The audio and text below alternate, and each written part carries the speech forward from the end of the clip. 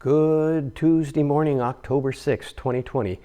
Pastor Ron Jetter, Immanuel Lutheran Church, Grandview, Washington. It's good to be back.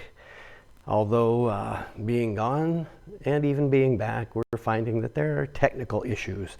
Yesterday, the camera on my computer wouldn't work, so I wasn't able to give you my daily message, in which I wanted to give you the Song of Jacob, and then today would have finished up the book of Genesis. Instead, I am going to do chapter 49 today and then chapter 50 tomorrow, so I will be doing a Wednesday daily message to make up for not being able to do one yesterday. And then we'll still have the 4 p.m.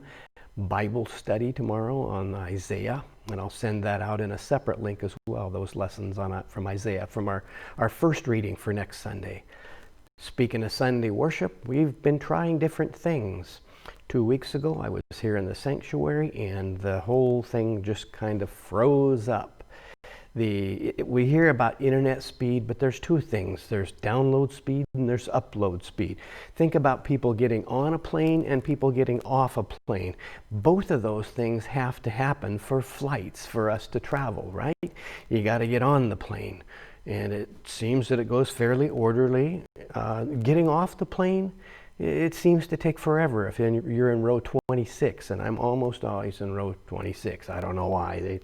I guess you can pay more money, and it doesn't even matter when you book. It's if you're a frequent flyer or whatever, you pay more money the farther up you get. They've figured out every way to squeeze every dime out of us, haven't they? Boy. But anyway, we were traveling by car this last week. So 2 weeks ago, it didn't work so well. Tried to send the sermon out over the YouTube, and it didn't upload. So then I decided the week after that to try recording a sermon ahead of time. I was live, as you saw, on the Adult Bible School, and then Joan embedded the sermon, the pre-recorded sermon, in the worship service. And then at the time, the sermon itself was in a fairly high-quality video, and it took more bandwidth than was available. Again, it's like trying to get everybody off that plane, but they still have to go through one doorway, one at a time.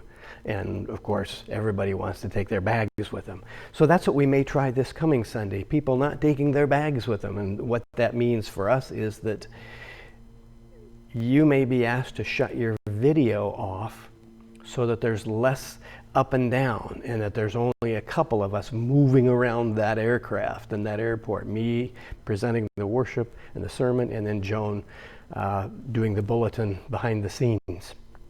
So we will let you know. So again, we apologize that things are not working out.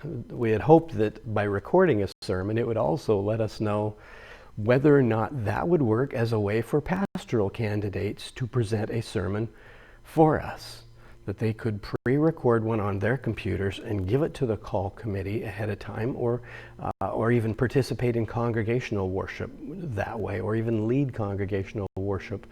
So the call committee is still exploring ways to do that. We want to be respectful of the candidates during this time of still wrestling with COVID-19 and what that means. So there it is.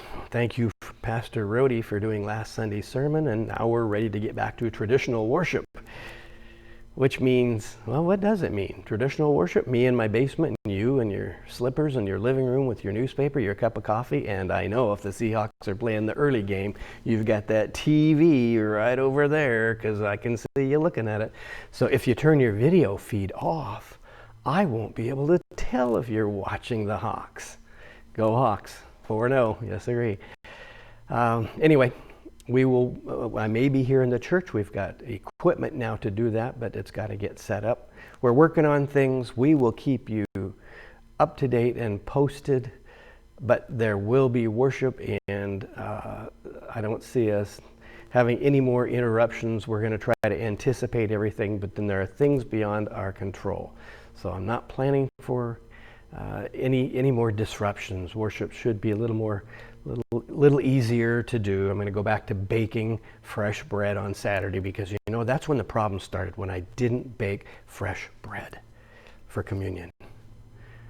I've identified a technical issue. That could be it.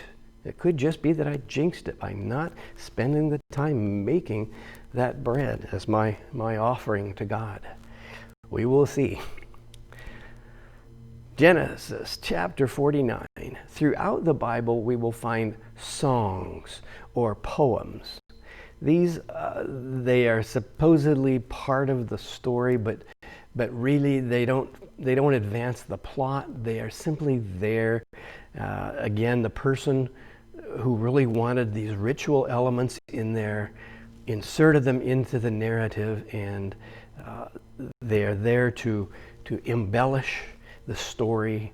And so we have the Song of Jacob, which is called Jacob's last words to his sons. And he will then go through his sons one by one and will say things to them. He says, gather around that I may tell you what will happen to you in the days that are to come.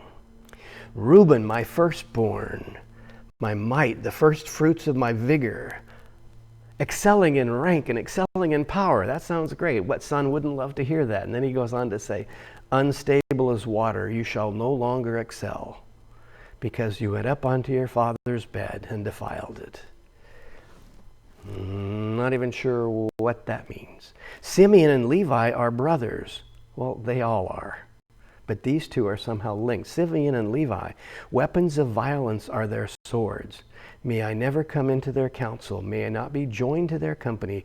For in their anger they killed men, and at their whim they hamstrung oxen. Remember when Dinah was raped by the Hittites or the Hivites? It might have been the Hivites or the Perizzites. It's one of the other tribes.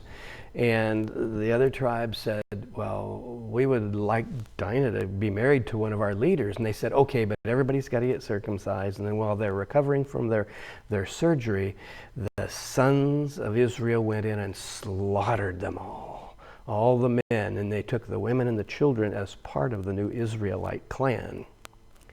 So now, that seems to be what Jacob is bringing up when he says, you defiled your father's bed, to Reuben, and now Simeon and Levi.